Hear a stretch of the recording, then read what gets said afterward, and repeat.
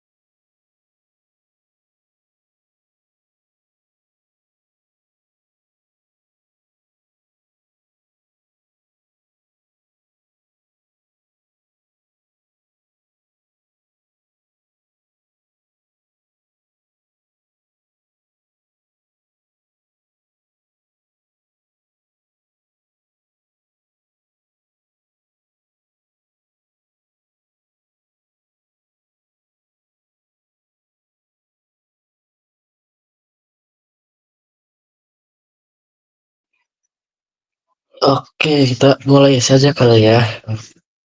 Oke, bismillahirrahmanirrahim. Halo teman-teman, selamat malam. Assalamualaikum warahmatullahi wabarakatuh. Kita kembali lagi di study jam machine learning, khususnya lagi. Dan kita berada di study jam yang kedua. Masih yang materi yang hampir sama, yaitu Math for ML.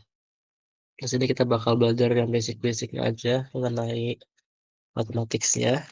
Nah, pasti kalian udah dapat lah ya mata kuliah kalkulus gitu. Ya buat yang jelasnya nanti bakal banyak referensi, ada channel-channel atau pembelajaran yang bisa membahas itu lebih deep lagi. Oke, next. Seperti biasa, perkenalkan dulu mungkin, masih ada, new faces ya atau nama-nama yang baru di sini. Saya di sini sebagai Khalid, juga sebagai bagian alumni 2024 batch 1. Ini ada socials, socials ini silakan aja boleh connect-connect aja, langsung di chat kok. Ada Instagram silakan, tanya-tanya mengenai apapun, ada GitHub yang tidak hijau, berusaha menghijaukan. Dan ya langsung kita mulai aja. Nah, topik kita hari ini adalah derivatif atau turunan dan optimization gitu. Sebenarnya ada satu lagi, yaitu gradient descent, cuman karena mungkin nggak keburu ya, karena saya harus juga, eee, sampai tanggal 30 aja, dan juga itu topik yang dalam dan cukup berat gitu ya. Jadi mungkin saya bakal kirim referensinya aja, seperti itu. Dan mungkin sebelum itu kita bahas sedikit mengenai mini task yang sebelumnya. Itu ada Dias nggak? Kalau ada Dias nggak? Ada. Hadir. Dipanggilnya apa sih? Dias aja. Dias aja. Nah, itu udah Ya. bagus banget ya dalam artian, punya pendekatan yang sama seperti yang saya pikirkan gitu ya. Itu teman-teman bisa belajar juga di situ dan juga mungkin yang belum ngirim, itu boleh banget buat ngirim di mini task yang kedua ya. Maksudnya jangan takut aja kalau salah. Mungkin ada sedikit aja yang perlu diperhatikan yaitu mengenai, storytelling-nya mungkin ya, storytelling penyelesaiannya. Jadi biasanya penyelesaian suatu permasalahan itu harus, eee, konten yang kadang dilupain itu tentang storytelling-nya, bagaimana kita menstrukturkan suatu, jawaban atau penyelesaian gitu. Ya tadi di awal tuh formula, besarnya baru di akhir tuh, chunk-nya gitu. Atau boleh juga dikasih kata-kata misalkan, pertama selesaikan dulu, persamaan ini atau dari persamaan ini didapat, wah itu boleh banget pakai kata-kata. Itu kalau mau lebih tahu mengenai math-nya bisa ke channel bermatematika.com. Mungkin saya kirim juga di channel di WA ya. Ini auto resources ada YouTube Link, juga di Bruan Brown, Stanford Online juga apapun itu di YouTube yang saya tambahin di sini. Nih, channel-nya Kabara ya. Kalau mungkin ada yang tahu dosen ITB gitu ya. Di Coursera ada machine learning courses, juga Udemy itu banyak banget di coding. Mungkin di sekarang tuh ada DBS ya. DBS Foundation apa sih? DBS Camp atau beasiswa gitu DB. Itu juga bisa daftar juga, bisa konversi ya. Mungkin kalau masih lebih ditambah sedikit sedikit informasi bisa konversinya di semester 6 gitu. Juga ada juga apa itu Laskar AI yang terbaru. Oke. Ini yang Coursera ini, Machine Learning for Machine Mathematics for Machine Learning and Data Science Specialization. Ini kalau dari lihat butuh 3 bulan atau 6 bulan sih buat selesai dengan pace yang santai gitu ya. Ada tiga modul atau 3 kursus, ada 3 course gitu. Ada linear algebra, probability, sama ini kalkulusnya. Oke, kita langsung. Derivatif atau mungkin pasti udah pernah ya, itu turunan. Nah, derivatif itu adalah mengenai bagaimana sih kita bisa memahami, suatu perubahan, gitu. Nah, di machine learning juga derivatif atau turunan itu digunakan untuk, ya tadi, mengukur seberapa besar sih perubahan misalkan dari X ke Y atau biasanya dari dibikin grafik ya, dan dalam fungsi loss juga ketika menyesuaikan parameter model. Nanti ketika bikin model tuh kita bisa evaluasi loss-nya apakah naik apa turun atau gimana seperti itu. Contohnya gini, misalkan ya, ini ada gambar nih, di kehidupan sehari-hari, misalkan ada, mobil, ini mobil ya, ada mobil ini melaju, 18 kilometer per jam. Itu kan nggak selalu konstan ya, maksudnya kecepatan itu kan misalkan dari Popo ke mana gitu ya, itu kadang macet, kadang santai yang ngebut, berarti kadang-kadang 18, kadang-kadang juga bisa lebih, 30 kilometer per jam, 60 bahkan kalau ngebut. Dan kalau lampu merah kan bisa ke 1 ya, kecepatannya bisa ke 0, bisa ke 0 juga maksudnya bisa berhenti total gitu. Nah, misalkan kita men-tracking ya, melacak setiap kecepatan dengan, dengan detik ya, misalkan detik pertama kecepatan kecepatan atau jaraknya berapa, misalkan, detik ke-10 jarak yang sudah kita tempuh berapa dengan kecepatan yang berubah-ubah itu kita bisa menggunakan turunan. Misalnya kita, menciptakan sebuah misalkan kita nge-tracking ya, jarak kita nih misalkan di T, detik, waktu yang kita tempuh dengan jarak yang kita tempuh gitu, dalam satuan meter gitu. Misalnya ketika 0 ya kita 0 gitu, misalkan ketika 5 misalkan 36, itu udah 36 meter yang jarak yang kita tempuh. Kalau 10 misalkan 122, misalkan apalagi 16, 16 berapa sekarang nol ya, 002, 20, 275 misalkan, berarti ada sedikit perlambatan di situ, terus apalagi, 25 detik, setiap 10 detik aja, itu 351. Up, nah ini data kita ya, misalkan atau pertanyaannya seperti ini misalkan, bisa nggak sih, bisa nggak berdasarkan ini ya, biar lebih bagus, berdasarkan data yang ada atau informasi yang tersedia, bisa nggak kita menentukan jarak ini jarak atau enaknya, ini jarak deh, meters per jarak deh, tentukan jarak, pada T sama dengan 12,5. Nah ketika ja ketika waktu itu 12,5 detik tuh kita udah capai berapa meter gitu misalkan tuh. Kan bisa nggak kita menentukan ini? Ini kan agak susah ya dalam artian informasi kita terbatas, hanya intervalnya 5, sedangkan kita disuruhnya menentukan 12,5 detik yang kita nggak punya informasinya di situ. Kita nggak bisa menentukan secara 100% akurat, tapi kita bisa bisa memperkirakan. Nah itu, kita bisa memperkirakan. Nah ini masuk lagi ke pembahasan selanjutnya dengan namanya adalah slope of a line atau garis miring lah, bisa dibilang bahasa santainya. 12,5 itu kan, berada di antara 10 sama 15, betul? Betul ya? Di sini kan, nah berarti kita bisa fokus dulu di situ, di si 10 sama 15, berarti kan dia di antara ini, di antara interval ini. Cara kita memperkirakannya gimana adalah misalkan dengan sa cara cara salah satu stepnya ini namanya slope of a line, itu rata-rata, jarak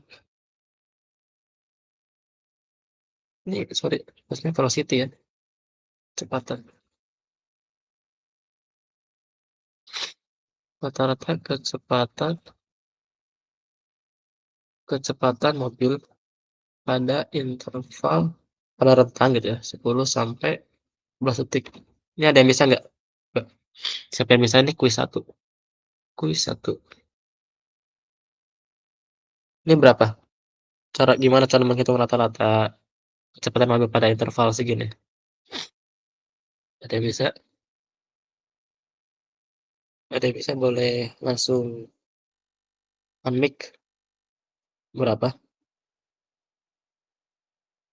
Berapa yuk? Berapa? Ini quiz 1. Mas Taba tahu Mas Taba berapa rata-rata kecepatannya? Cara ngitungnya gimana? Mas Dias, masih Bentar, ingat nggak? bentar, bentar, Boleh boleh. bentar. Caranya dulu gimana? Caranya aja. Caranya Iya, pakai bentar, saya lupa rumusnya. rata-rata kecepatan ini S, aja. bentar, bentar. Gak usah pakai terus, gak usah pakai terus.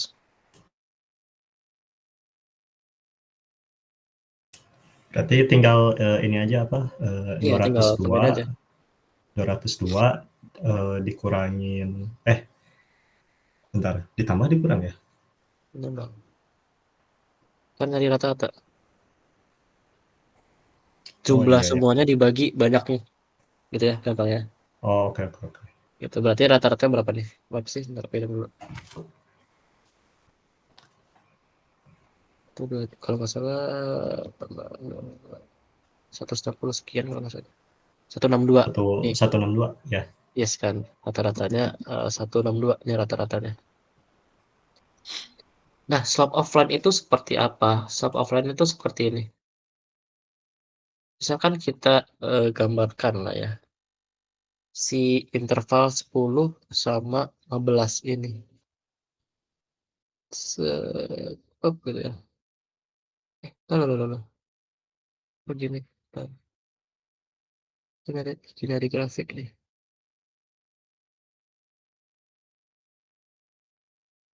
Nah, nah. Ya, misalkan kita gambarkan dalam sebuah grafik ini. Ups. Titik A itu jelas nggak ya? Itu adalah T-nya 10.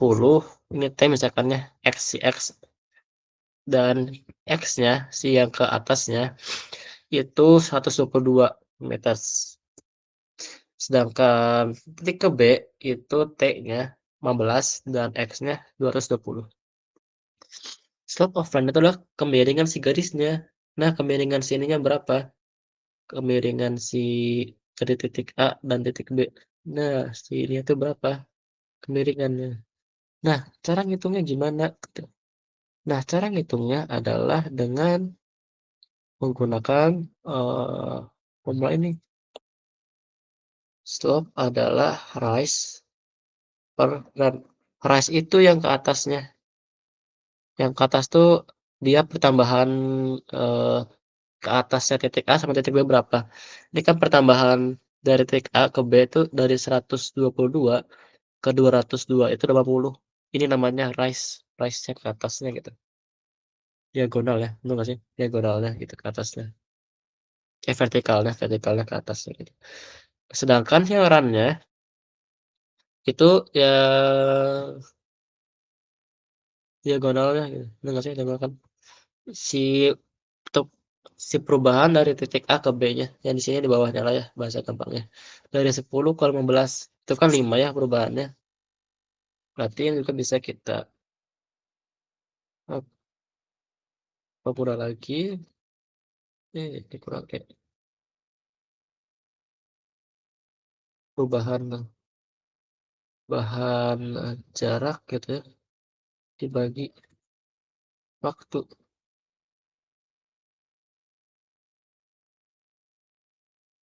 Bab, dibagi perubahan waktu. Yaitu di mana sama dengan aja langsung X yang 15 ini 15 X atau ini di bawahnya ketika dia itu 15 berarti 202 dikurangi 122 dibagi gitu ya. Dibagi 15 yang tadi perubahan waktunya dikurangi 20 10. Kan bisa kita dapatkan adalah 80 per 5 second yaitu 16 meter per second gitu. Ini velocity-nya jarak dibagi waktu. Ya, gara-gara si si ini itu satuannya meter, sedangkan yang waktu itu satuannya second, jadi hasilnya adalah 16 meter per second di velocity-nya. Oke, misalkan nah bisa dilihat juga ya ini pakai konsep jarak yaitu nggak ada yang negatif. Misalkan ini mau dihitung titik B ke A, atau titik A ke B itu juga sama aja. Misalkan gini, mau 122 aja lah, 122 dikurangi 210 ya is oke, nggak apa. Tapi asal kalau gitu dijadiin absolute absolute value. Artinya nggak ada kan jarak itu yang negatif, misalkan jarak dari rumah ke kampus nggak mungkin kan negatif 100 gitu, pasti kan positif. Walaupun hitungnya jaraknya antara dari kampus ke kos ataupun dari kos ke kampus, bagaimanapun ngitungnya itu pasti positif gitu, seperti itu. 122 ya tadi. Nah, oke kita masukin lagi,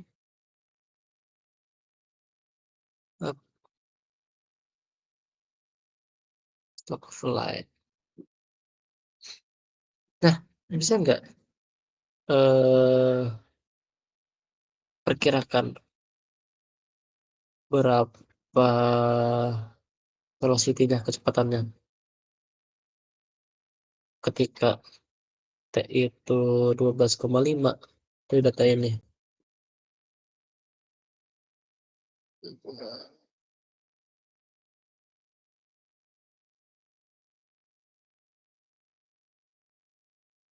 12,5. Ini berarti datanya data yang lain. Nah, set, contoh lagi, contoh yang kedua. Up, set.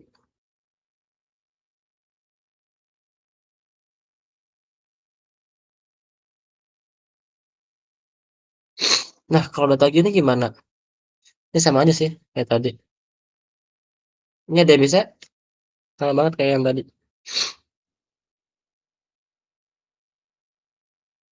Ketika kita memiliki datanya itu misalkan, ketika T-nya 10, X-nya 122, jaraknya 11-nya 138, ketika detik ke-12 jaraknya ditempuhnya 155, dan segi macam-macamnya, ini sama banget sama yang sebelumnya, tinggal diaplikasikan saja.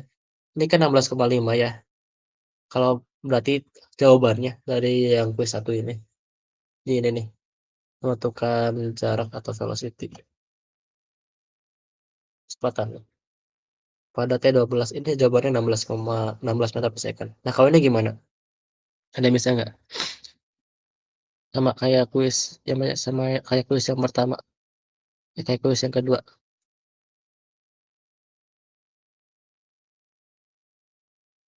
Ada yang mau nyoba? Nanti dipandu kok. Oke, guys.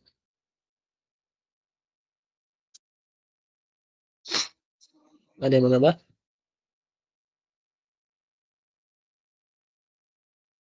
Siapa yang mau nyoba? Mas Ilham mungkin mau nyoba, Mas?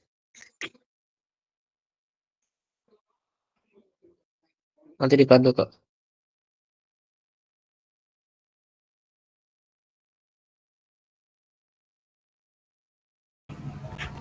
Saya mau nyoba, Mas.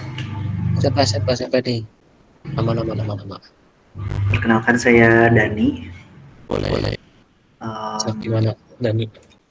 jadi kalau dari yang saya pahami dari penjelasan kuis 1, kita harus cari dulu apa tadi slope-nya.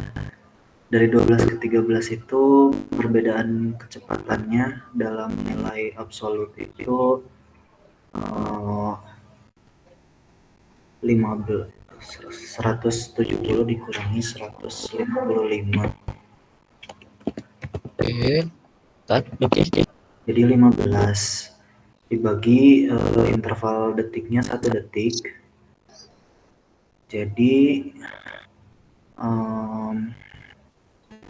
dalam 1 detik itu naik kecepatannya 15. Jadi kalau 12,5 ditambah 15 dibagi 2, 155 ditambah 7,5. 162,5 begitu kan Mas?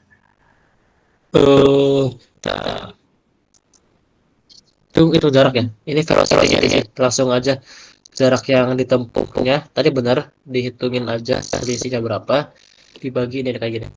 Nah, jarak yang ditempuhnya titik ke B nya jaraknya berapa, 102 dikurangi jarak yang ditempuh ketika titik A dibagi ini T nya titik B dikurangi T nya titik A gitu. Jadi kayak gini. Tapi udah benar banget approach-nya, cuman sebenarnya langsung aja gini, langsung dihitung aja, jadi nggak perlu ngitung tadi apa rata-ratanya atau selisihnya lagi. Jadi berapa nih? Itu 15. Sip. 15 per 13 kurang 15 berarti slope-nya 15 meter per second. Nah, sip. Mas Dani, thank you. Benar-benar kayak gitu ya. Jadi misalkan kita mau dari 16,5 itu kan ada di interval 16 sama T 17. Nah, itu juga caranya sama gitu. Seperti itu. Atau enggak ketika 12,75 gitu. Nah, caranya juga sama juga. Kita hanya memperkirakan dia itu dari si dua memperkirakan dia itu bahwa memperkirakan bahwa velocitasnya adalah 15 meter per second gitu. Oke, next. Ini masih perkenalan aja dari si slope-nya ya. Kita masuk ke derivatif. Masih turunnya langsung. Kalau tadi turun untuk slope-nya sebenarnya. Nah, ini.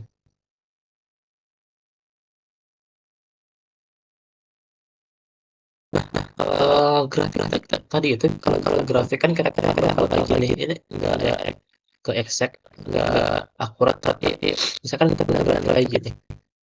Ketika T-nya itu 12,5 itu X atau jaraknya adalah 155. Kita kan pengen begitu yang ini ya, itu berapa gitu. Grafiknya bakal dia bakal naik terus bila nanti bakal menurun lagi sini kecepatannya berarti. Nah, cara menghitungnya kita dengan mengambil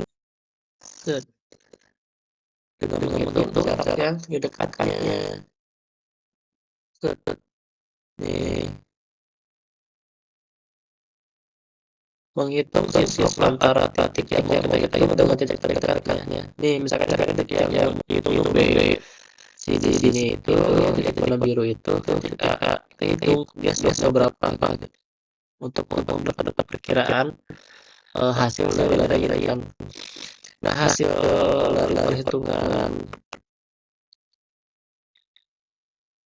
itu didapat dengan formula seperti ini. Berarti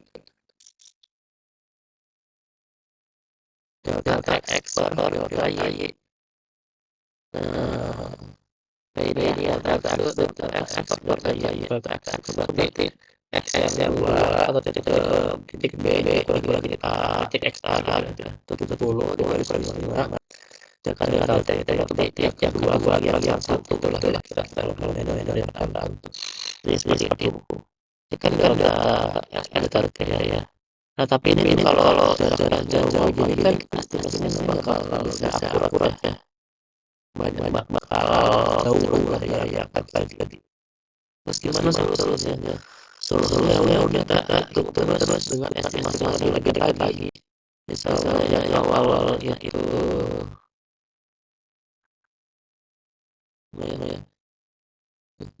yang awal di sini. Di sini coba kita lagi di sini gitu. Kita hitung dan sampai yang lain belakang harus di sini. Ini bakal kita dapatkan seperti ini. Nah, delta X delta Y-nya delta-nya di sini berapa, delta-nya di sini berapa, slope di sini berapa, slope-nya yang tipis banget di sini berapa. Nah itu bisa kita simpulkan ke dx dt atau notasi segala turunan gitu. dx per dt derivatif x per derivatif dt seperti itu. Coba derivatif jadi dari pelajaran aku mulai kata 5 aja. Lanjut lagi ke zero slope atau tinggal 0. Nah kembali dari 0 terus terjadi ketika ya ada garis lurus ini.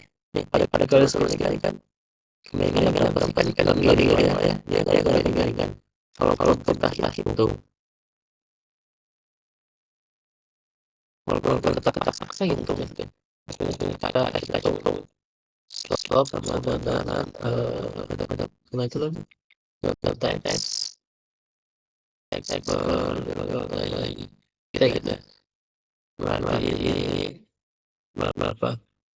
berarti berapa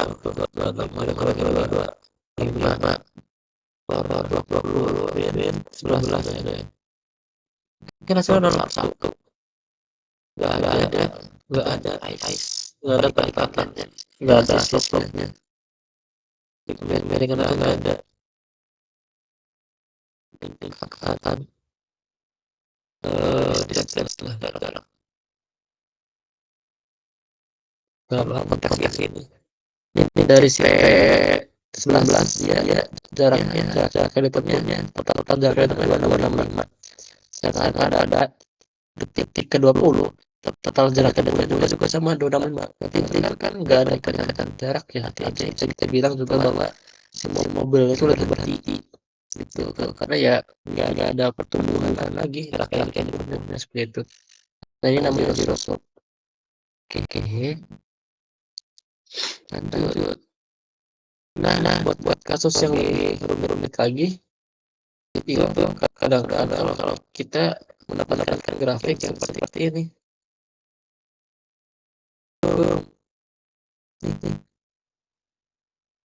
ketika dari detik 0 sampai ke 10 mungkin dia bakal lari terus tapi dia bakal melambat lagi si X1 kalau seperti itu ya bakal melambat lagi meningkat lagi itu kan yang terjadi pada saat sehari-hari ya. Nah ini bakal masuk ke namanya maksimal atau nilai minimum sama maksimumnya lokalnya ya. Nah mungkin sedikit kuis lagi di sini. Mana sih? Nah dari grafik ini deh. Ada yang tahu nggak? Ada yang bisa mungkin nggak di mana ketika velocity-nya itu 0 atau kecepatan atau 0? Ada yang bisa nentuin nggak? Atau pertumbuhan kecepatannya itu 0 gitu. Terus velocity dulu. Ada yang bisa nentuin nggak? Ada yang bisa nunjukin? Ada yang udah ingat di kalkulusnya? Apa 10? Ya betul. 10 Terus 16 sama 34 ya itu 34 di sini juga ada lagi nih ya ada ada 22 34 di sini ada 40 lagi nah mantap gitu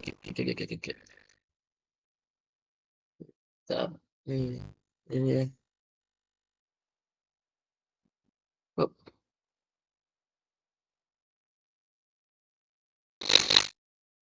Nah, ini ya yang ditunjukin dengan dia ya. Di sini position 0, kenapa 0? Karena ini kan dia akselerasi ya sampai titik 0. Tapi dia tuh ketika titiknya 10 itu nggak ada pertumbuhan lagi, nggak ada slope lagi, nggak ada pergerakan lagi. Jadi bisa dibilang dia zero slope juga, velocity-nya zero. Terus dia menurun lagi, dan di sini ini minimumnya 16 nggak ada pertumbuhan lagi, dia stay di sini, stay di angka 20 gitu. Jadi mungkin kalau bisa di zoom lagi, tuh, itu bakal rata si grafiknya itu. Sedangkan ini kan ada kemiringannya. Sedangkan ini nggak ada kemiringannya. Jadi stay aja dia tuh di situ. Ketika di titik itu. Oke, lanjut lagi.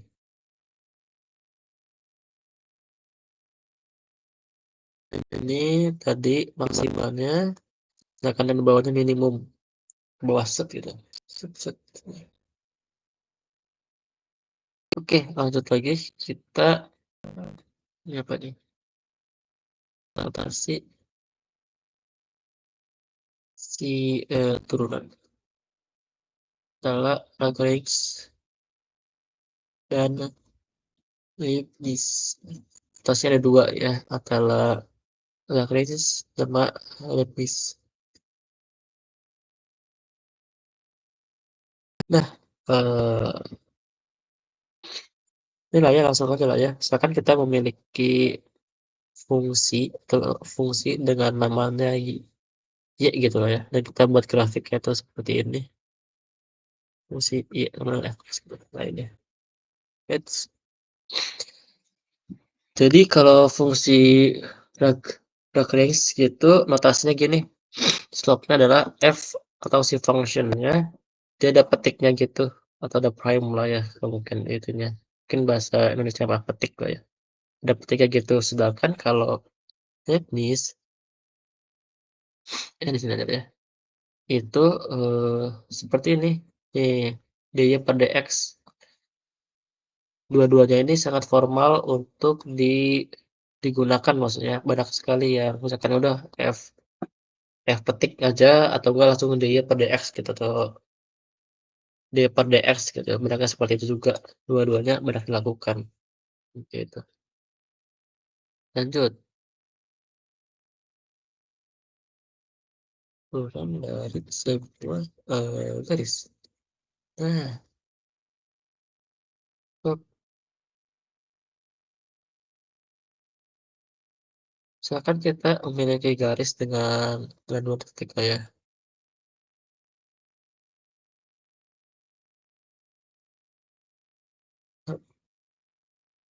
Kenapa? Nah,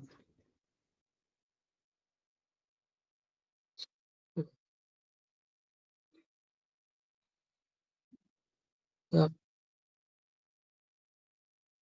nih titik A sama titik B. Eh, Delta X sama delta Y. Misalnya titik X itu X, AX plus B ya. Di koordinatnya gitu atau di titiknya. Dan si yang titik B itu X plus delta X, A kali kurung muka X plus delta X plus B gitu ya. Nah, turunannya itu kita bisa notasikan seperti ini. Fungsinya kan fungsinya itu misalkan X, X sama dengan misalkan tuh fungsi ada AX plus B. Berarti turunannya adalah eh, turunannya berapa? Kita hitung. Nah, sesuai dengan yang sebelumnya itu kita hitungnya dengan menggunakan slope juga. Delta X per dibagi delta X. Deltanya dibagi delta X atau rise dibagi run.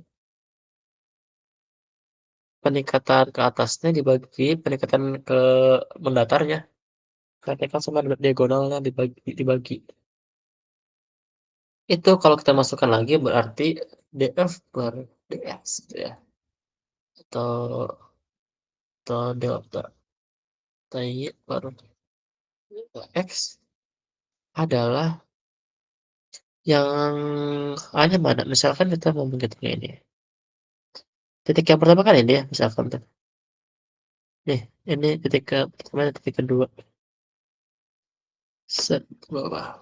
Misalnya a x plus delta x ya, ditambah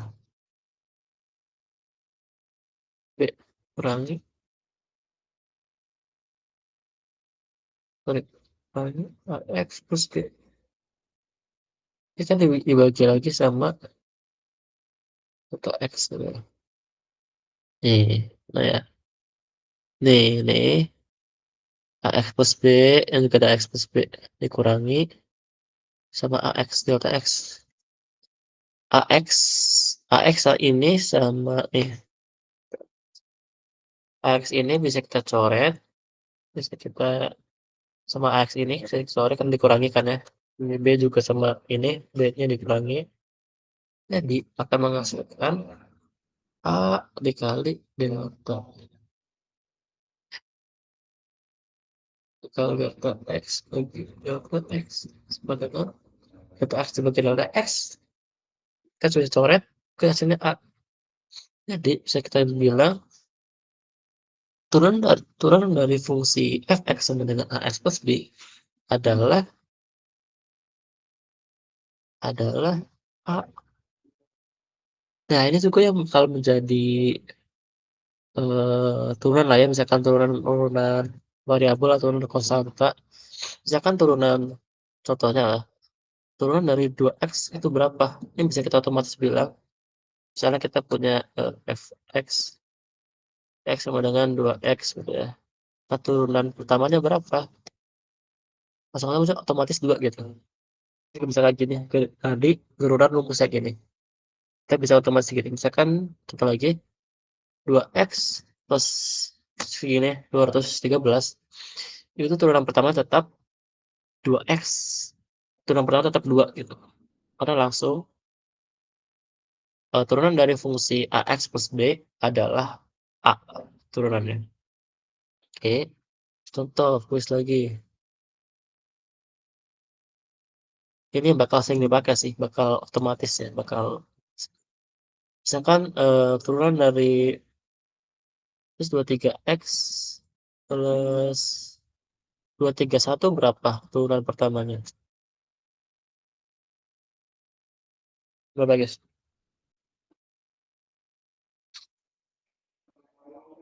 Berapa turunan pertamanya? Nggak kelihatan. Kalau gini berapa? 123x ditambah 231. Berarti turunan pertamanya berapa? 123. 123. Mantap, mantap, mantap. 123. Kalau gini berapa? 1. 1. Mantap, mantap, mantap, mantap. Gitu ya. Mana ya? Oke. Nah, ada lagi. Itu ketika di sebuah garis lah ya. Garis. Nah, bagaimana jika fungsinya itu adalah fungsi kuadrat? Fungsi kuadrat itu kan bakal lebih berat-berat ya, artian lebih berliku-liku gitu ya. Kalau fungsi kuadrat tuh biasa kayak U-shape gitu loh bentuknya U. Sekarang contoh gini, misalnya X kuadrat. Hmm. Eh, eh,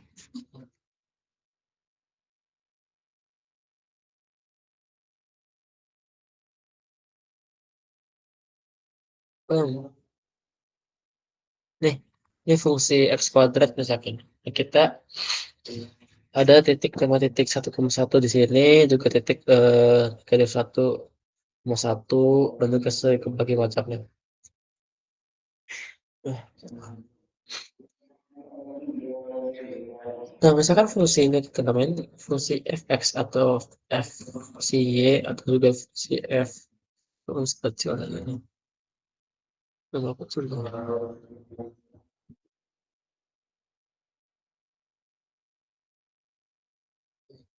Fungsi fx dengan x kuadrat benar. X kuadrat. Nah, berarti slope-nya adalah si delta f per delta x, atau bisa juga kita bilang ini fungsi fx plus delta x kuadrat, ya kan fungsinya kena x kuadrat ya, dikurangi si fungsinya itu terbagi dengan tadi delta x. Ini kita hitung-hitung langsung aja lah ya, ada beberapa part yang saya skip. Berarti delta f kurang delta, nggak jadi sama dengan misalkan ya x min delta x kuadrat dikurangi fx-nya berapa? Fx fungsi f-nya kan x kuadrat ya. Kuadrat dibagi delta x. X kurangi delta x dikuadratin berapa? Kalau berdasarkan ini anak zebra itu kan berarti misalnya ada A plus sorry. Ini berdasarkan aljabar, misalkan ada A plus B dikuadratin, hasilnya adalah A kuadrat ditambah 2AB ditambah B kuadrat. Ya, jabar. Berarti ini juga sama, langsung aja otomatis. X kuadrat tambah 2 x ditambah x kuadrat. Nah, ini dikurangi x kuadrat bagi x. Ini bisa ini bisa kita coret sama sini. X kuadrat dikurangi x kuadrat habis. Terus si delta x juga bisa kita coret sama ini. X ini. Oke. Dan juga sama ini juga. Ini ada dua ini. Ya kan kalau kita cobain lagi jadi kayak 2x delta x itu. X per delta x juga ada lagi kan berarti delta x kuadrat per delta x kuadrat. Untuk kita jabarin. Jadi kita langsung aja hasilnya adalah 2x plus delta x. Hasilnya adalah yang dimana delta x ini kan ini ada yang kepotong sorry.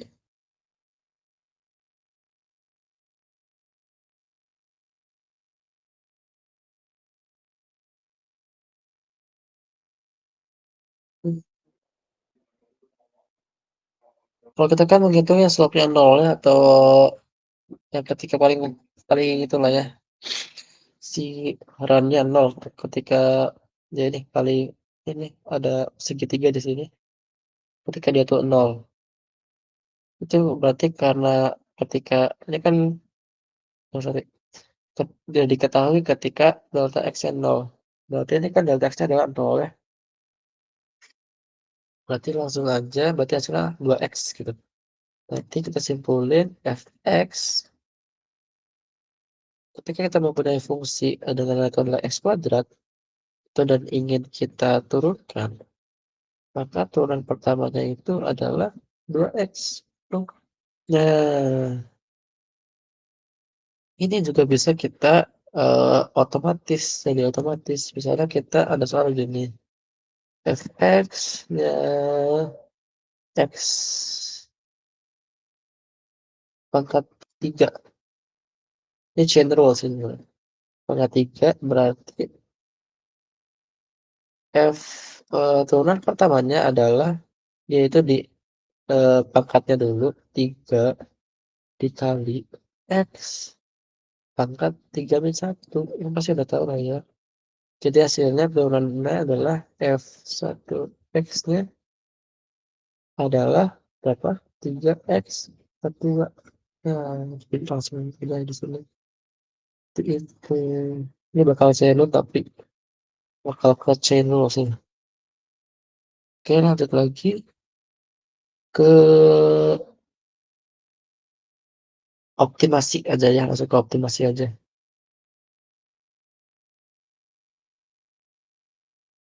ini betul kira-kira sekarang bakal sekelas aja nanti langsung kalau ketika kita lagi belajar model machine learning kita bakal ulas lagi apa yang kita gunakan untuk misalkan mengevaluasi model tersebut.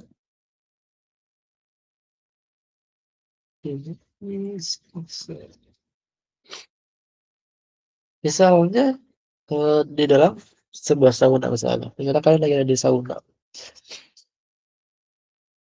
Nih, sorry.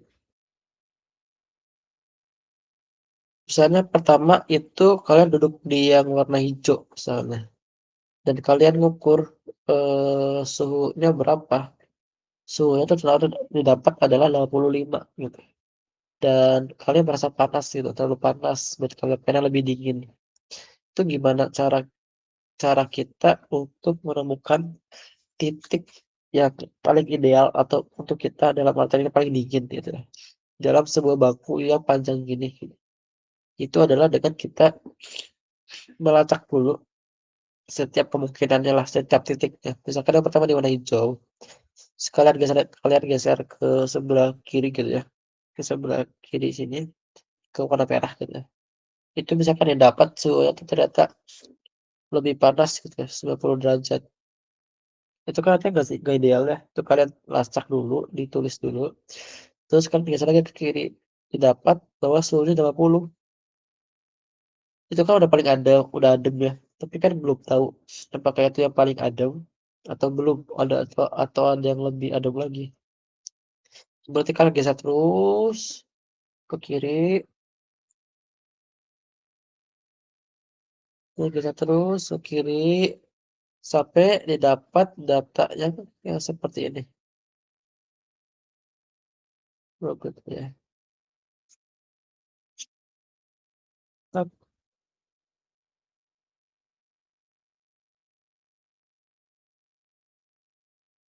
maaf nih, awalnya kan di sini yang warna hijau. Cobain lah ke sebelah kiri. Oh, ternyata paling panas. Cobain ke kanan terus. Ternyata suhunya menurun, menurun, menurun, menurun, menurun. Nah, ketika di sini itu dapat suhu 70 derajat. Kalian masih coba lagi dong ke kiri lagi dong, ke kanan lagi dong, karena masih ada tempatnya siapa tahu lebih dingin. Dan ternyata didapat bahwa suhunya tuh meningkat lagi. Nih, sampai di titik akhir itu suhunya berapa? 78. Nah, dari sini kan ketahuan mana sih yang terbaik gitu ya, suhu paling dingin dari semua data ini, semua data yang tercepat, semua data yang didapat ini. Nah, itu adalah optimisasi, kita mengoptimisasikan gimana caranya supaya kita mendapatkan hasil yang terbaik gitu. Misalkan misalkan contoh deh ya, contoh,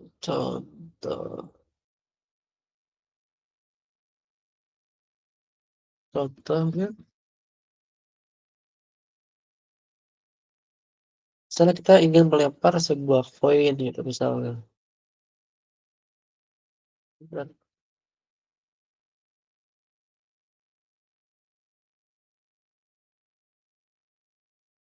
Nah,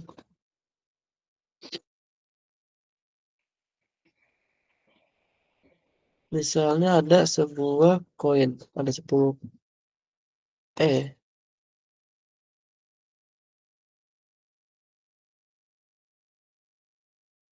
Nah, misalnya kalian bermain game. Nah, gamenya adalah Eee, apabila kalian berhasil gitu ya, melempar koin dan mendapatkan 7 gitu, 7 head secara berurutan dan 3 laginya tail gitu ya, 3 laginya tail, maka kalian akan mendapatkan hadiah gitu ya, misalnya kayak gitu. Misalkan dapat 7 head sama 3 tail, itu akan mendapatkan hadiah. Tapi, eee, biar lebih seru lagi gitu ya, nah ada opsi pilihan, koin gitu, ada beberapa opsi koin yang bisa kalian lempar. Misalkan, koin pertama itu kemungkinan munculnya head di sekali lempar itu 70%, koin dan tail itu 30%. Sedangkan koin yang kedua itu 50-50 dan koin yang ketiga itu 30-70.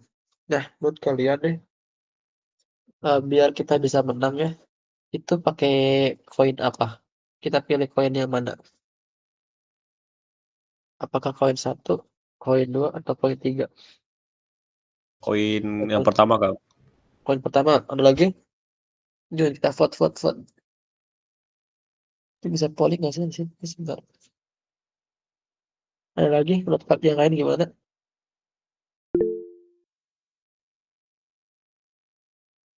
Koin 1, yang lain, ada lagi. Kenapa nggak mau koin 1 tuh 30% loh yang tailnya. Koin 2 50-50. Koin 3 tailnya 70%. Ayo, ada lagi, ada lagi. Oke, 3, 2, 1. Oke, koin pertama ya. Nah, kita akan bahas. Nah, kuis. Terus tapi nggak dapat pindah. Dari 3 koin ini, koin mana yang kalian pilih untuk memaksimumkan kesempatan kalian buat menang gitu ya. Kita menggunakan yang namanya statistik lagi. Oke, simpel statistik sih. Hmm. Nah, misalkan koin 1 mana ya tadi? Ini nih, bentar, bentar.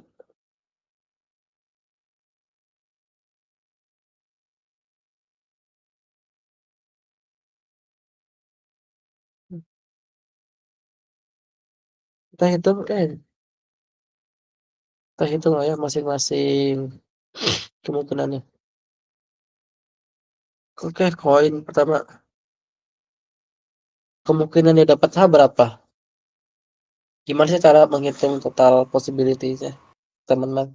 Itu kan langsung aja kemungkinan dari setiap case-nya, misalkan kemungkinan ini H dapatnya berapa, dikali lagi kemungkinan koin kedua dapat H berapa, terus sampai akhir, terus udah dikali aja. Dikali semua possibilities-nya gitu. Jadi koin pertama itu possibility gini, 0,7. Karena ini kan koin 1 kan 70% ya kemungkinan si head-nya. Berarti kemungkinan koin kita ngeflip, kita ke toss dapat head itu 0,7 dikali 0,7 dikali 0,7 gitu ya. Terus diurangi dikali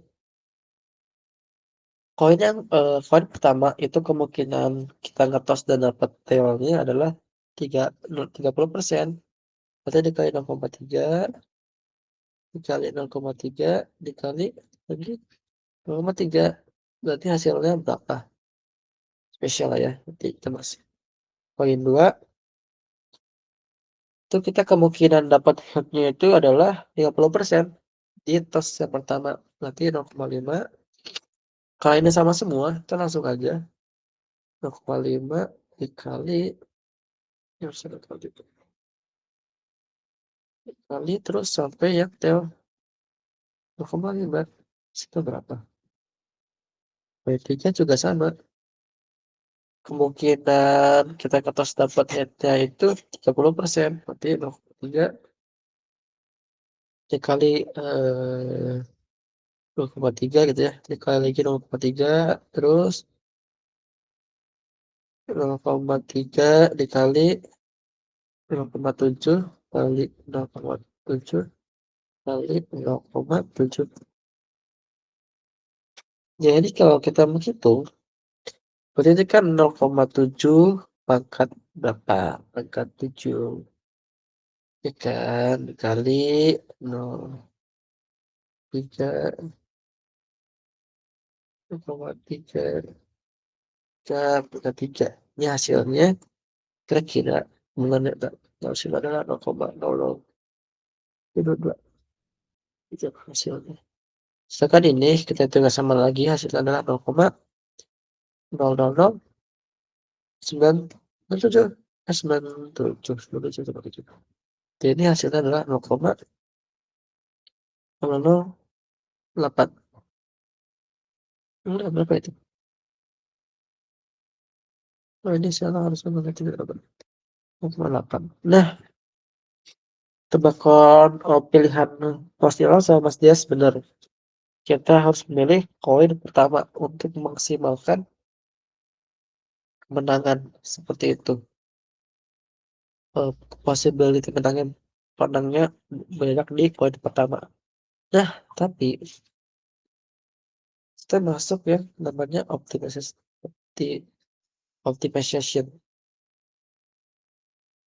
Lagi galak ya guys, sorry guys. Nah, ketika kita memiliki dua kemungkinan hit atau tail, itu gimana kita memaksimalkan peluang si fungsinya, si peluang kemenangannya itu. Misalnya head itu peluangnya adalah P gitu lah ya, dan T itu ya ya udah total 100% dikurangi kemungkinan yang didapat dari si H ini. Gimana kita memaksimalkan si peluang si H-nya gitu ya. Chance of winning-nya itu adalah P-nya itu 7 kali dan sisanya itu adalah kemungkinan si head-nya atau 100% atau 1 dikurangi kemungkinan si H-nya dipangkat 7. Itu misalkan kita jadiin dia GP ya. Si GP gitu ya. Kemungkinan P gitu ya. Nah, agar kita menang gimana memaksimalkannya? Itu bisa kita langsung diturunkan saja. Ini mungkin biar enggak punya dia. Sudah catatan aja. Nah, ah, caranya adalah dengan menggunakan ya turunan tadi. Misalnya kita punya derivatif G dibagi derivatif P gitu ya. Peluangnya gitu. Berarti derivatif dari si ininya ini. Si nilai GP-nya itu kan P-nya 7 head lah ya. Kemungkinan si head dikali kemungkinan si head lagi 7 kali gitu ya. Karena ada banyak 7 dikali lagi kemungkinan si L-nya dipangkati 3. Ini kita turunin.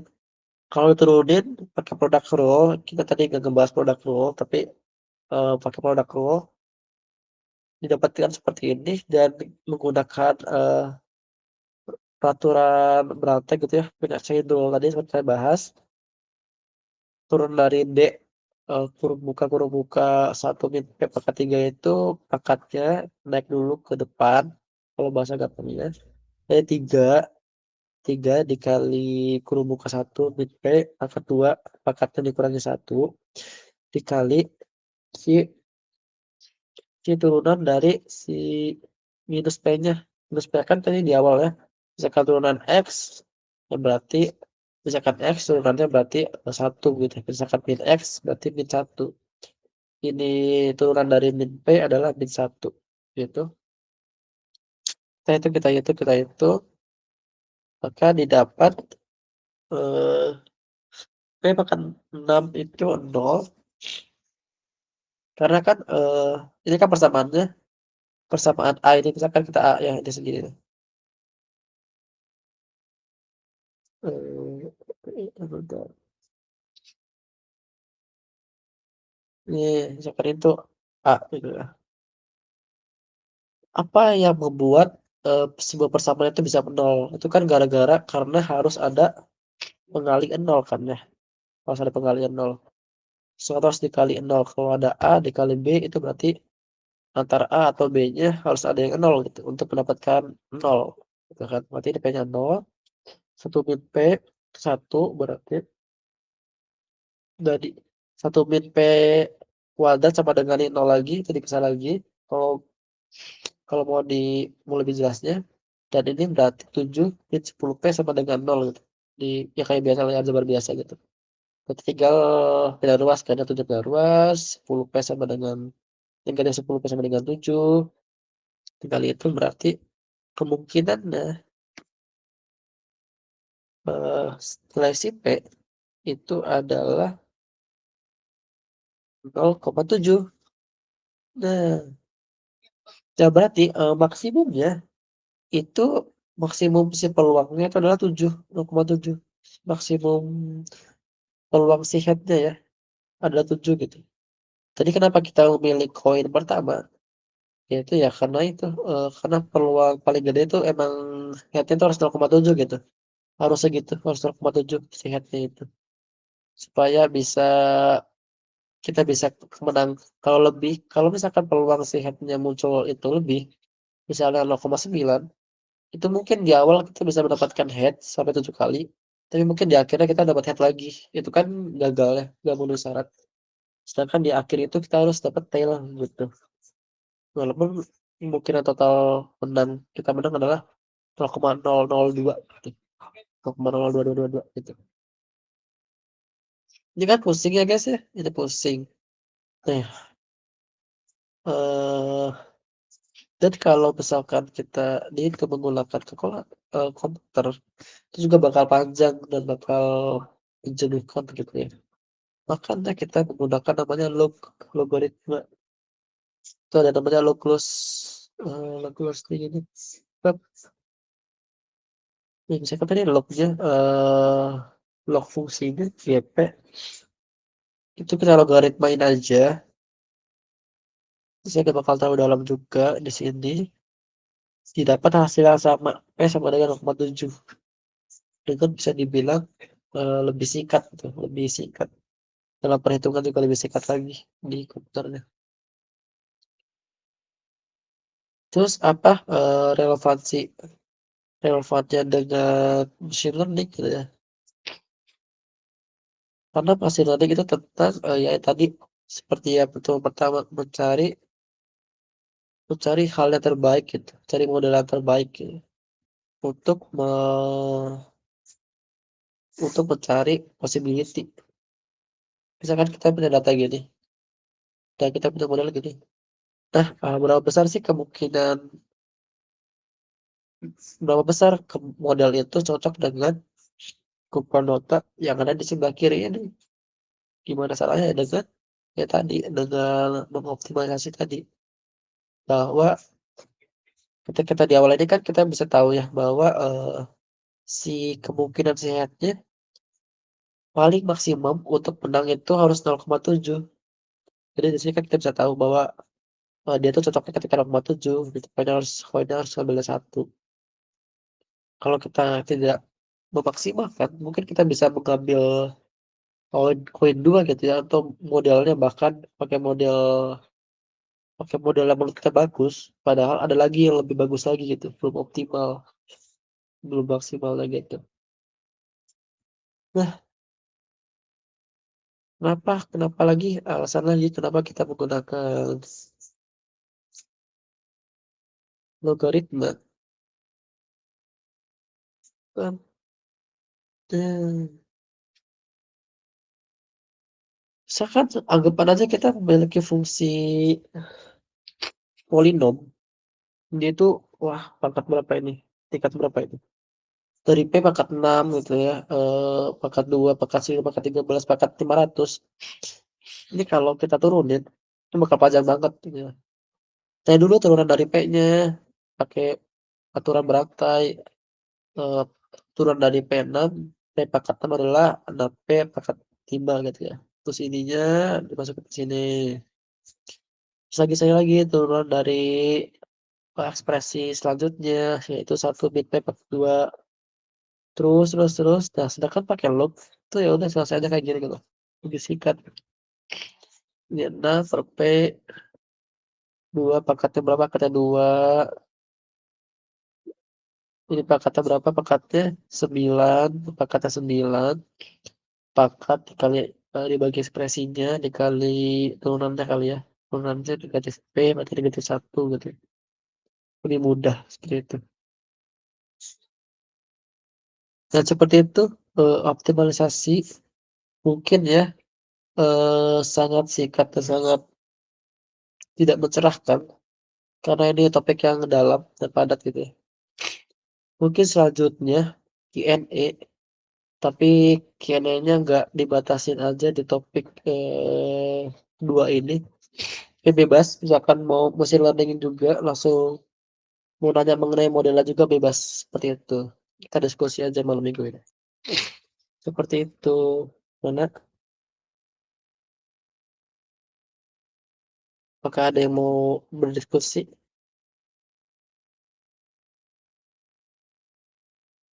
Boleh langsung di on mic aja. Kan kita baca YouTube ya. Langsung aja kalau mau nanya apapun di LSN. Apapun ya, kita masih ada waktu kok, dokumen.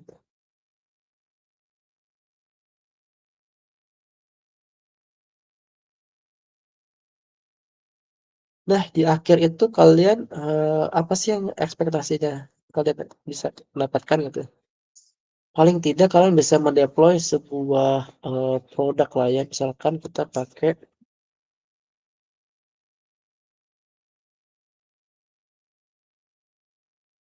misalnya pakai media pipe. Nggak sih linknya ini?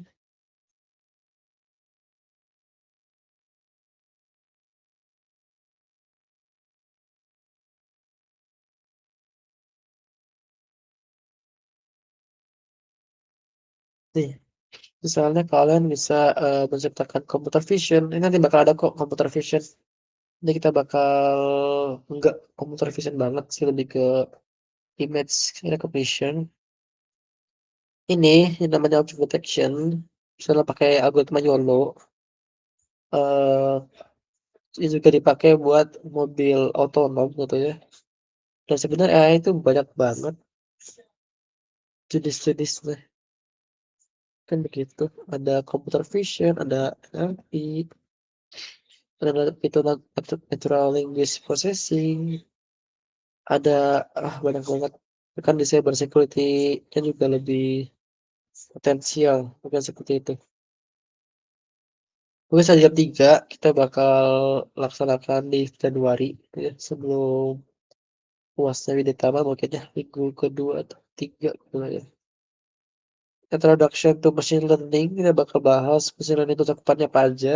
Ada supervised, unsupervised, ada reinforcement learning. Juga yang paling penting kita harus tahu dulu mengenai datanya, karena nggak ada model yang cocok untuk semua data, semua jenis data gitu ya. Ya ada setting ML model dulu, kapan kita menggunakan model X, kapan kita menggunakan model Y gitu ya. Kayak ini paling penting, training and evaluation. Kapan kita membagi data menjadi 70-30, data harus 50-20 sebagai macamnya. Tetapi kita bakal deployment and report application gitu. Mungkin kita bakal pakai TensorFlow JS. Ini TensorFlow JS. Jadi bakal di ada gitu yang gampang-gampang aja. Dan ini bakal workshop ya, maksudnya bakal dipandu gitu. Jadi kita bakal belajar setelah dari kelas deployment itu kita bakal langsung bisa mendeploy gitu. Dapat project gitu. Seperti itu. Kira ada lagi teman-teman lagi.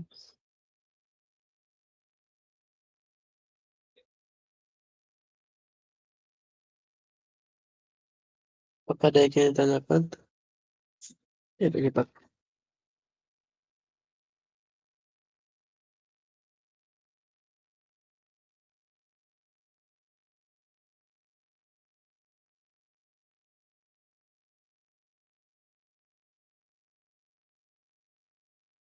Terima kasih website-nya.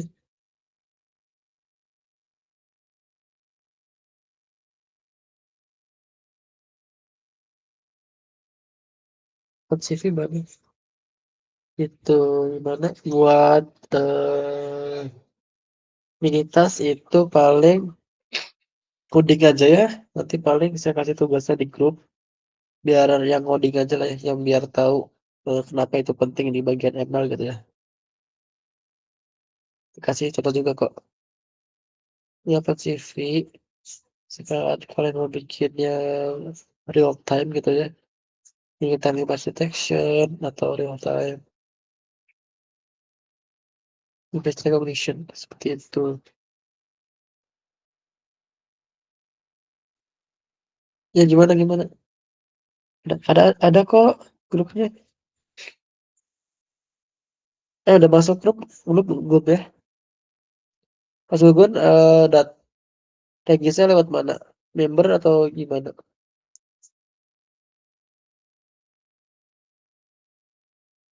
Kalau member langsung dapat grup ya. Begitu. Undangan ya, Mbak, ya? Iya. Nah, masuk grup member nggak? Itu pengen apa ini lagi? Nih, aku bakal oh, oke, nanti coba nanti DM saya aja. DM ya. Ya,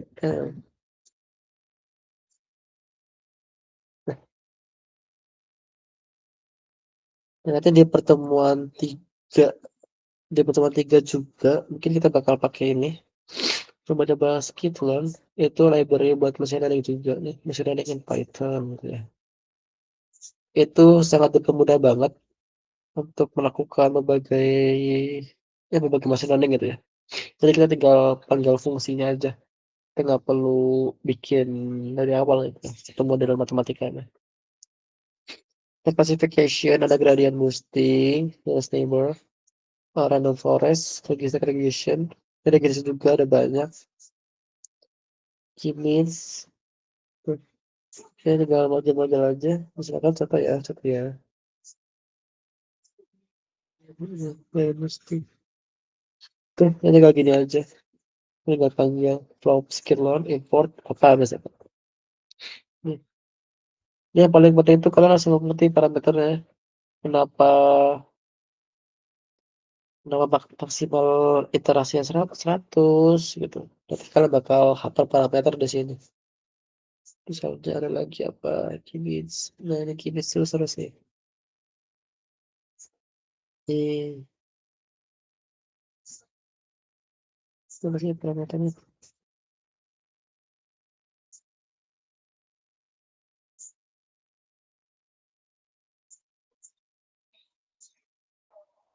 Ini.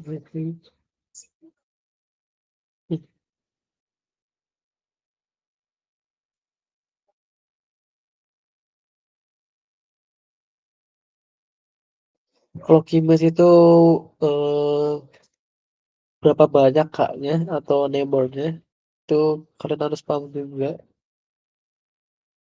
Kalau ini tuh kayaknya berapa kayaknya dua cluster. Jadi di sini mungkin kalau kaknya 3, yang kita di akhir ini bakal satu cluster, yang di tengah juga bakal jadi cluster yang satu gitu ya, enggak split kayak gini, dan di kiri juga bakal jadi satu cluster gitu. Juga sekalian mungkin kalau menggunakan K-means itu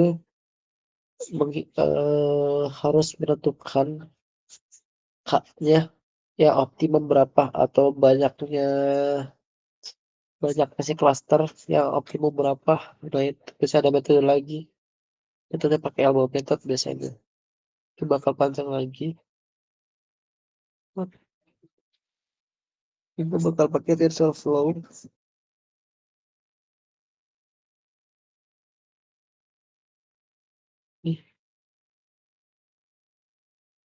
Nih, bukan TensorFlow.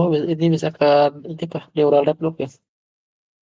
Di neural network bakal pakai TensorFlow. Ini sedikit contoh ya. Misalnya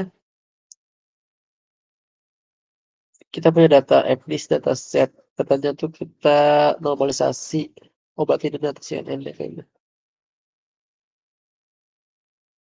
Ini ada di flatten, di dense, di dropout, dan yang di akhir itu si outputnya kan 10. Nah ini paling penting juga adalah activation. Activation relu itu artinya apa, dan kapan menggunakan relu, kapan menggunakan softmax gitu. Kita juga akan belajar di situ. Dan ini tadi optimizer ya, yang kita baru aja selesai. Yang ini pakai Adam. Dan apa itu Adam? Kenapa harus Adam? Kenapa nggak yang lain? Apa nggak ini? Di loss nih. Tadi lo close-nya S. Sparse categorical cluster, tapi pendeknya apa? Coba ya ke cluster. Coba. Sambil kalau ada itunya langsung aja kasihan.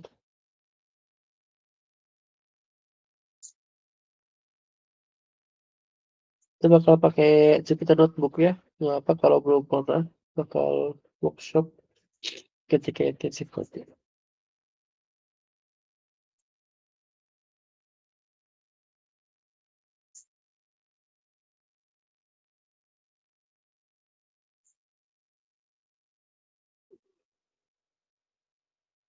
Penjelasan datasetnya, modelnya,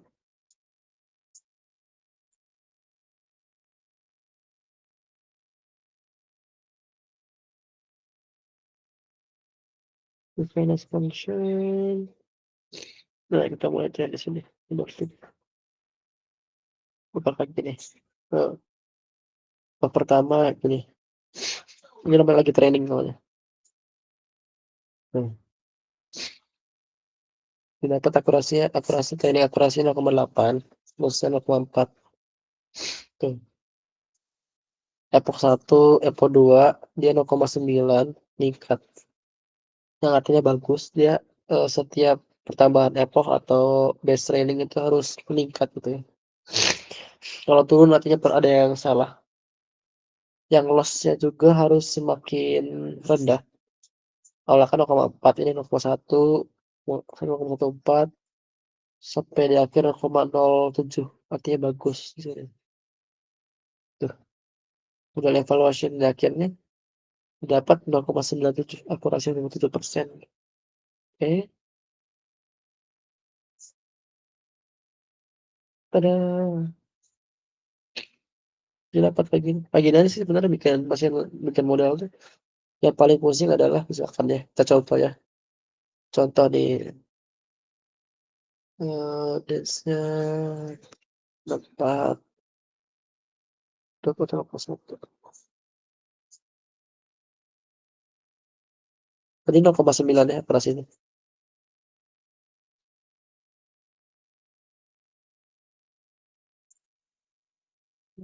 Kembali. Ini 0,97 ya. Ini total.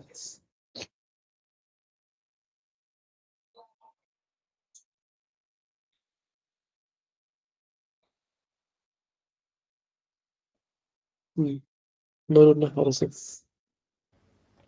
Itu berarti kalau kita mau nge-train data yang lebih kompleks butuh sistem yang lebih bagus ya, Kang? Yes. Dan biasanya kita mulai dari bikin model yang paling sederhana dulu. Ini berapa? 0,9 ya. 7. Itu 0,97 lebih rendah. Itu kita bakal pusing di situnya. Kita bakal pusing kapan kita mengatur densanya itu ada berapa ratus neuron atau berapa puluh. Itu bakal trial and error banget. Apakah kita perlu tambahin lagi kah? Misalkan tuh. Misalkan apakah gimana? Itu kita bakal perlu skills di situnya. Itu kalau masalah teknis itu dipermudah banget ya. Lagi banyak library yang kita tinggal pakai gitu ya. Kayaknya tinggal panggil aja TF Keras Layers gitu ya. Ini bakal seru di sini. Dan mungkin satu lagi deh contoh kitab saja deh. Bentar.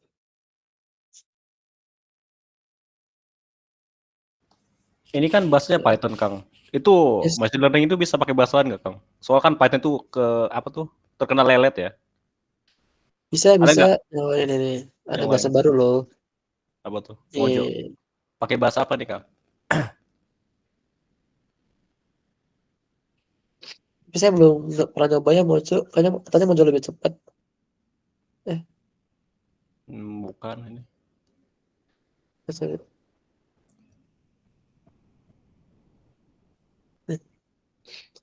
Ini bahasa baru Mojo katanya lebih cepat. Nih, ini gila sih. Nanti kita bakal coba lagi ya. Masih Bakal Python coba. juga. Sintak-sintaknya sama kayak Python. Cuman ya tadi lebih cepat nih. Ini misalkan Python tuh dia single thread, kalau Mojo tuh paralel. Banyak kan ya dari Oh, paralel itu. Kalau Python tuh butuh 1 detik, 1000 detik, sedangkan Mojo itu butuh 0,03 second. lebih Jadi cepat dari scalar C++. 68.000 kali lebih cepat daripada si Python versi 3.10. Bahkan Hmm, dari si C++-nya sendiri. Itu. I see. Tapi maksudnya kita bakal pakai Python. Mungkin Mojo lah ya. Kita bukan bakal refresh knowledge. Sama R mungkin kita. Kalau R lebih ke pemodelan bisa juga bisa. Cuman lebih enak Python ya karena community-nya juga lebih luas gitu. Bisa kemana-mana. Lebih luas library-nya ya. Yes. Ini terakhir deh nunjukin saya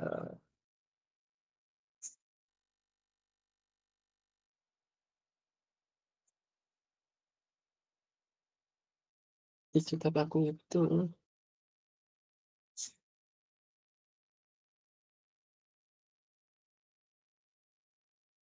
dikenalin.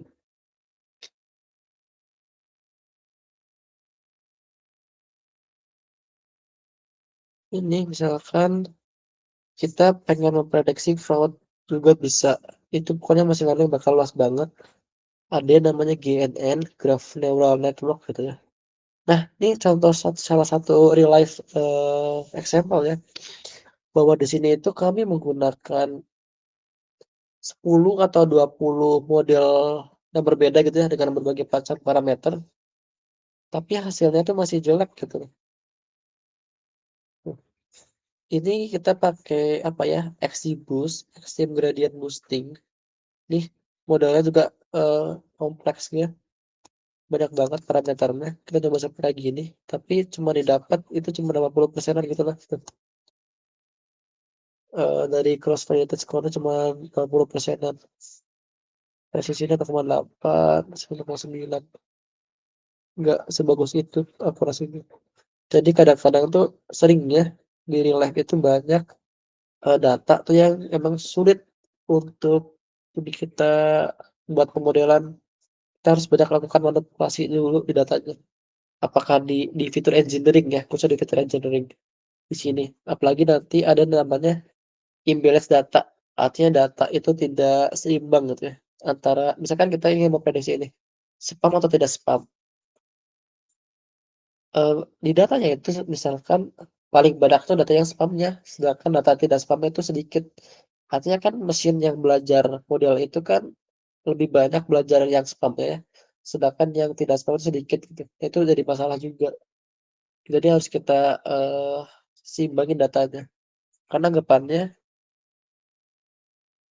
misalkan gini ada anak yang dikasih pelajaran itu banyaknya perjumlahan ada 100 soal, 70 80 soal itu perjumlahan sedangkan 20% perkalian.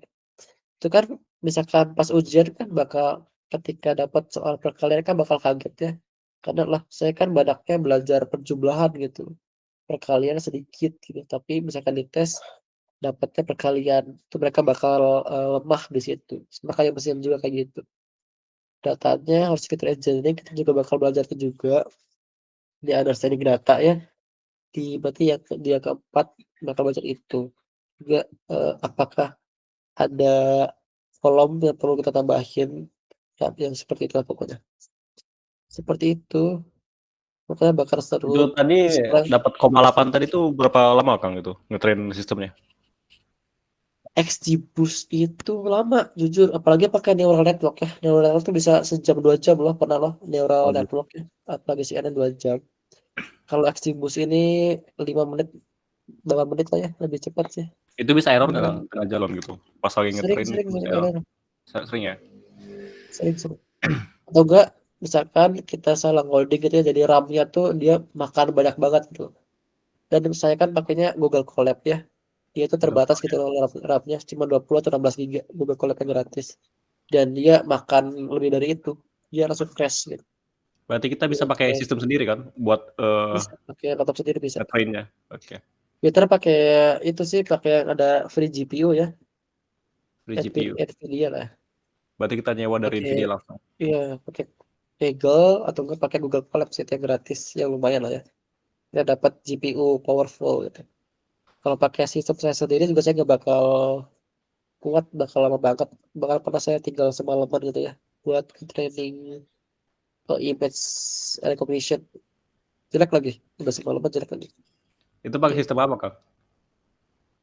Itu Yang oke, sekarang saya nih, tunjukin laptop lagi ya. Kakang nih. Saya pakai Core i3 yang generasi ke-10 sama Nvidia MX 350. Hmm. Cek sih, paling ya udah pakai yang itu aja, free yang cloud-nya aja lebih enak juga. Paling gitu. Buat minoritasnya paling di grup ya teman-teman, kita sudah terakhir ini matematik ya. Saya juga bakal kasih lagi referensi matematik channelnya lagi kalau mau mendalami lebih banyak lagi mengenai simetnya. Karena itu sebenarnya fundamental, tapi nggak perlu sedalam itu sih sebenarnya. Mungkin itu ada pertanyaan terakhir.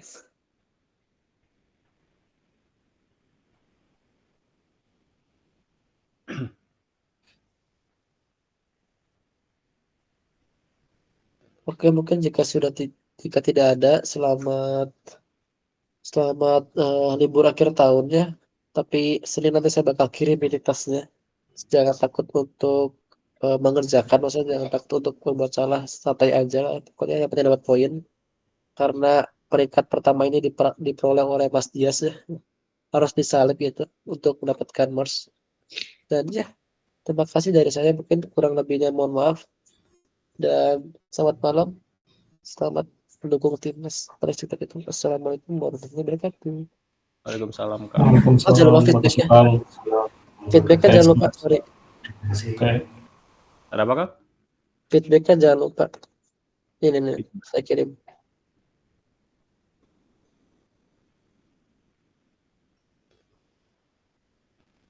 Nih, feedbacknya jangan lupa.